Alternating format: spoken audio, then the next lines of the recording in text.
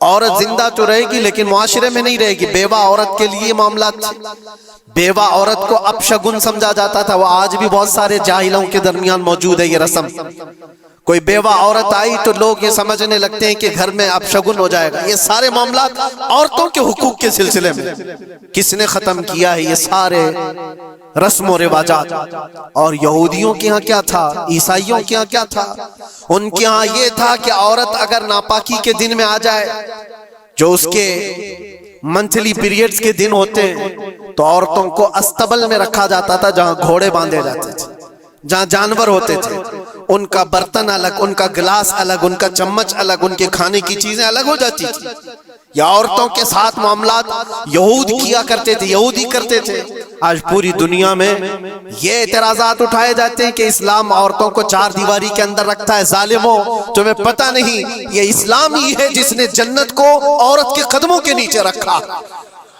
الجنت تحت اقدام الامہات. میرے آقا نے فرمایا ہے لوگوں تمہاری جنت تمہارے ماں کے قدموں کے نیچے. اس کو بہن کی شکل میں کیا فرمایا اور بیوی کی شکل میں کیا مقام دیا؟ ذرا پڑھ کر کے تو دیکھو اسلام کو.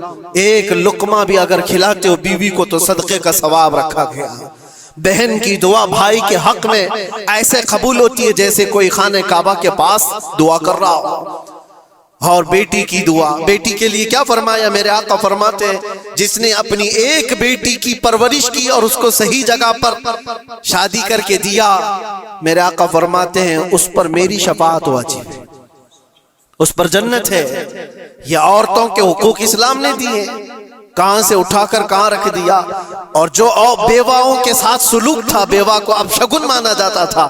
ایک دو نہیں، 10 بیوہ عورتوں سے میرے آقا نے نکاح فرمایا. سید الانبیاء ہیں، سید الرسول ہیں. ارے حضور پاک صلی اللہ علیہ وسلم چاہتے نا تو بڑے بڑے بادشاہوں کی بیٹیاں حضور کے حرم میں آ جاتی. حضور پاک صلی اللہ تعالیٰ علیہ وسلم کے نکاح میں آتی حضور اگر چاہتے. اور عرب لوگ یہ پیشکش کر بھی چکے تھے. عرب جو ہے آ کر حضور سے کہے بھی تھے کہ تم جوان ہو محمد، اگر تم چاہو تو سب سے حسین لڑکیاں دنیا کی تمہارے پاس لا کر رکھ دیں گے.